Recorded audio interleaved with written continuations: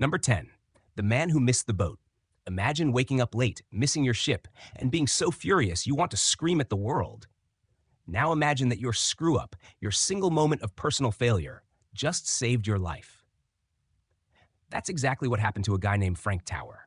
It's April 1912, and Frank is supposed to be on the maiden voyage of the Titanic, a floating palace of luxury and unsinkable promises. Except Frank, for reasons lost to history, misses the boat. He's probably fuming on the dock as the giant liner pulls away. He's thinking about how much money he just wasted, how much time he lost, and how he's a total screw-up. But then the news hits. The Titanic, the unsinkable ship, is at the bottom of the Atlantic. Frank, this guy who was late, who made a mistake, is suddenly a statistic that didn't happen. You might think this is a one-off, a cosmic fluke, but Frank had a superpower for accidentally avoiding maritime disasters. 2 years later, he was scheduled to be on the Empress of Ireland, but once again, he missed the boat. The Empress of Ireland later sank, killing over 1,000 people. Then, in 1915, he booked passage on the Lusitania. And you guessed it, he was a no-show.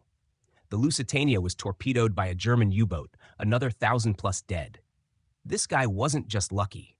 He was the human equivalent of a walking, talking nope to maritime tragedy.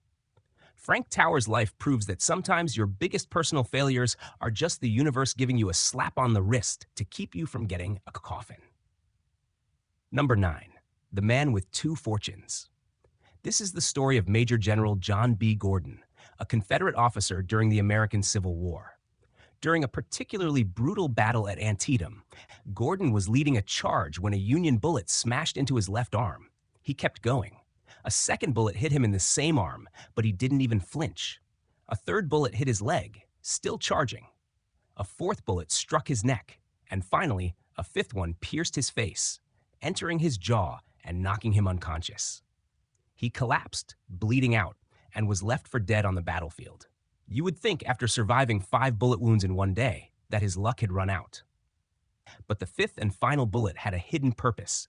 It hit him in the face, but was stopped by a little-known 2-inch metal object, a book of military orders he was carrying in his coat pocket. It's hard to imagine, but this little piece of metal saved his life. And it gets even crazier. Fast forward a few years, after the war is over, and Gordon is a senator. He's giving a speech on the floor of the Senate when a man walks up and introduces himself as the Union soldier who shot him at Antietam. The two men, who were enemies on the battlefield, became friends. So, not only did Gordon survive what should have been a fatal injury, but the man who shot him later became his friend. And the bullet that hit him was stopped by the very military orders he was carrying to lead his men into battle. It's a reminder that sometimes the very thing meant to kill you can also be the one thing that saves you. Number 8, the unluckiest lucky man. Meet Joseph T. O'Callaghan, a Jesuit priest and naval chaplain during World War II. He was serving aboard the USS Franklin, a giant aircraft carrier, when the unthinkable happened. A Japanese bomber hit the ship, and the explosions were catastrophic. Bombs, torpedoes, and fuel tanks ignited, turning the carrier into a floating inferno. It was pure chaos, a scene of absolute hell on earth. But O'Callaghan, this priest, didn't just sit there. He ran around the burning ship, rescuing wounded men, comforting the dying, and even leading a fire crew to put out flames. He organized men to throw hot ammunition overboard, preventing more explosions, and he climbed onto the burning flight deck to toss bombs off the ship. He was a one-man wrecking crew of pure, unadulterated heroism. He should have died 1,000 times over, but he didn't. He survived the entire ordeal, and his bravery earned him the Medal of Honor. But here's the unbelievable part. O'Callaghan's path to the USS Franklin was just as insane. He was originally assigned to a different ship, the USS Enterprise, but at the last minute, he was transferred.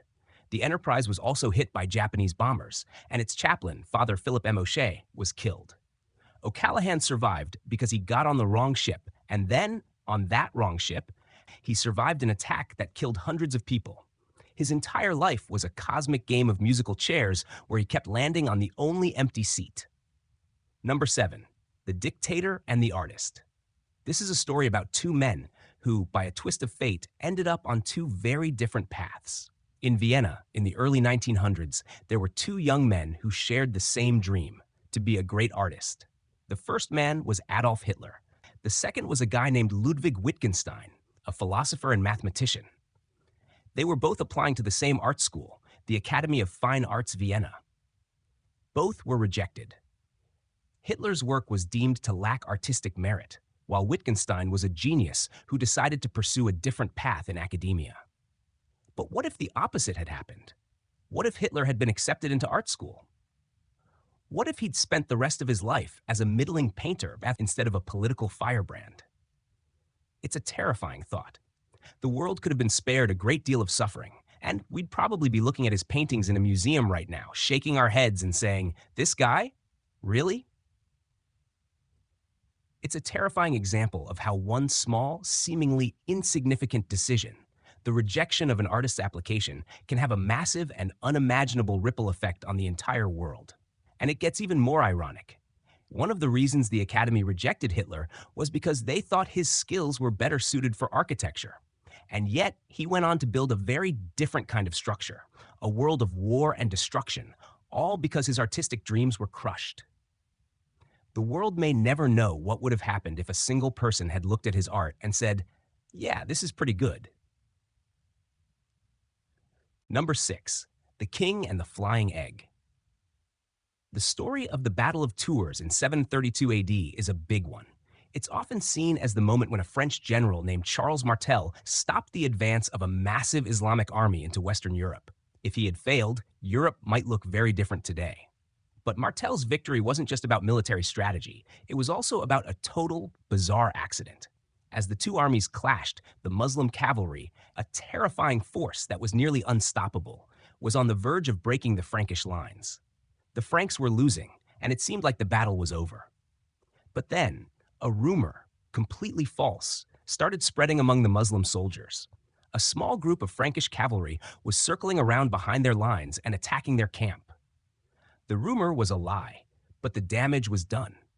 The cavalry, panicked by the thought of losing all their loot, broke rank and rode back to their camp. The Frankish infantry, seeing their chance, attacked the now disorganized Muslim forces and won the battle.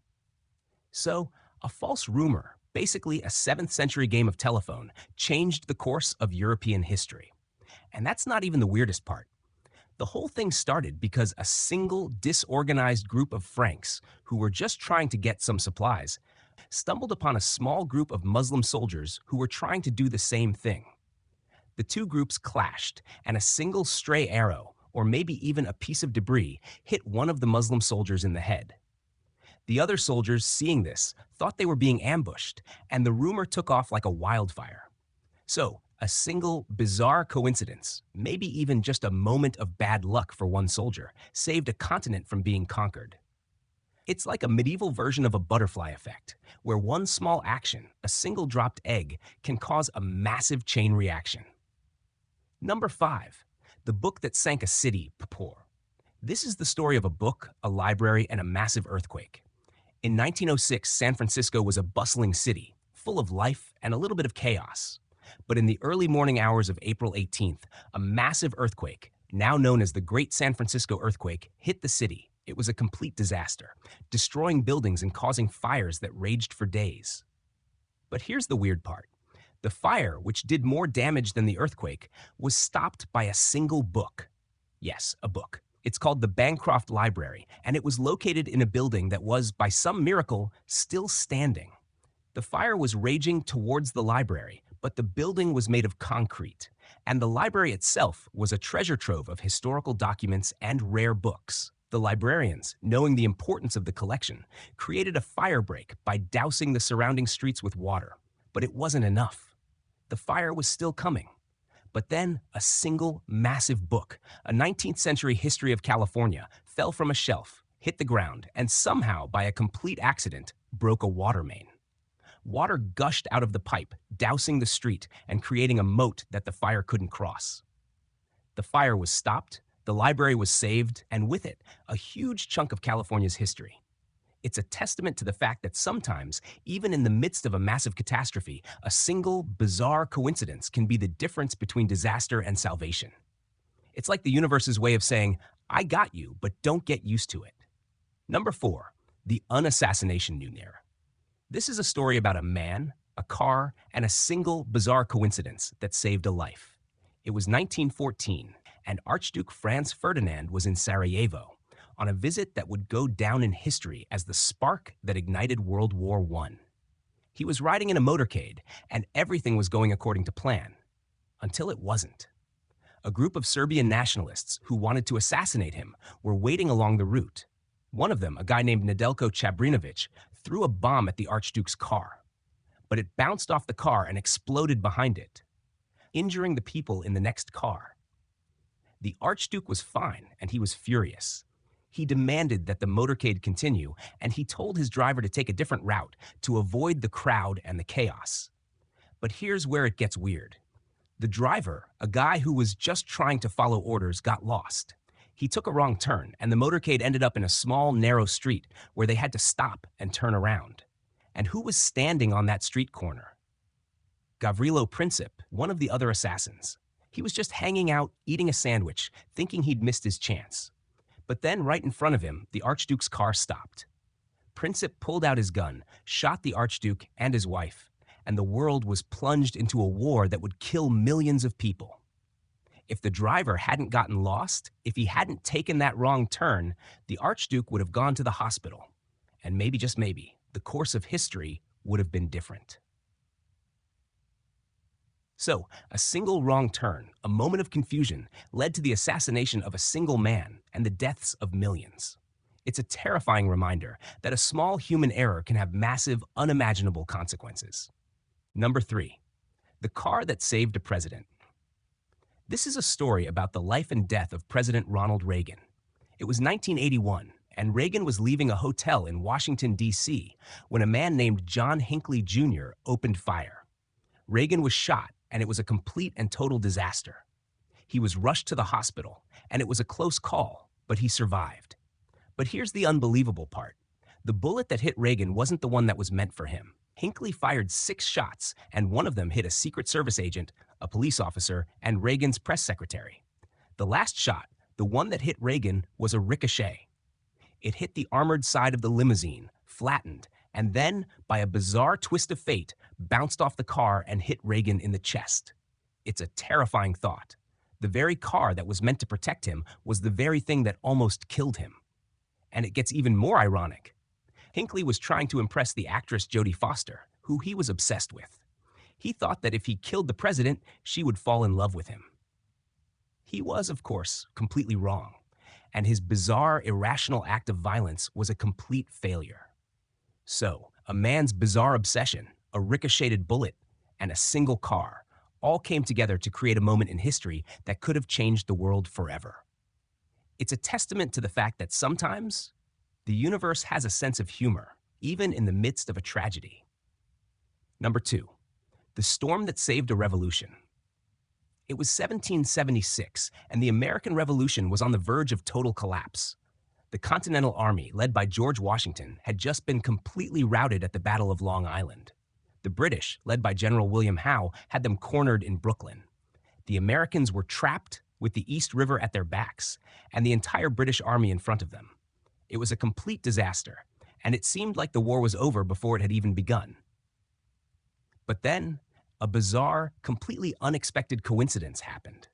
Washington, knowing that he was about to lose his entire army, ordered a desperate, last-minute retreat across the East River. He knew it was a long shot, but it was their only chance. But the wind was blowing against them, and the river was too rough to cross. It looked like they were finished. But then, a complete and total miracle happened. A massive fog, so thick you couldn't see your hand in front of your face, descended over the river. The fog was a complete and total surprise. It came out of nowhere, and it was so thick that the British couldn't see the Americans retreating. They thought the Americans were still there, still trapped. The fog was so thick that the British sentries couldn't even see the American boats, which were just a few feet away.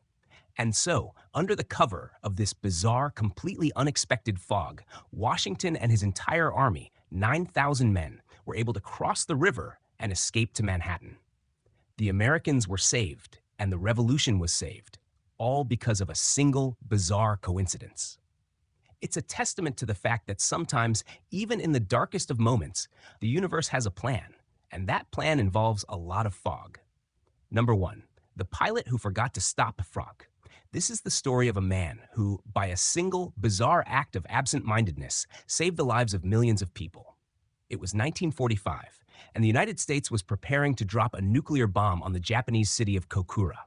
The bomber, a B-29 named the Boxcar, was carrying the bomb, and the pilot, Major Charles W. Sweeney, was in a hurry. He had to drop the bomb and get out of there, and he was running late. But as he approached Kokura, the city was completely covered in clouds. He couldn't see the ground, and he couldn't drop the bomb. He circled the city for over 45 minutes, waiting for the clouds to clear, but they didn't. He was running out of fuel, and he knew he had to go to his secondary target, a city named Nagasaki. But here's the unbelievable part. The pilot's watch was broken, and he had forgotten to set it. He had no idea how much time he had been circling Kokura. He was just a guy in a plane with a broken watch and a bomb that was about to change the world. He was running on pure instinct and pure desperation. He finally gave up and flew to Nagasaki. But even there, the city was partially covered in clouds. But he saw a small break in the clouds, a tiny hole, and he dropped the bomb. The bomb, of course, was an apocalyptic disaster. But here's the kicker. The original target, Kokura, was spared, and the lives of the people who lived there were saved, all because of a single, bizarre act of absent-mindedness. It's a testament to the fact that sometimes even the most bizarre, illogical, and human of mistakes can have a massive and unimaginable ripple effect.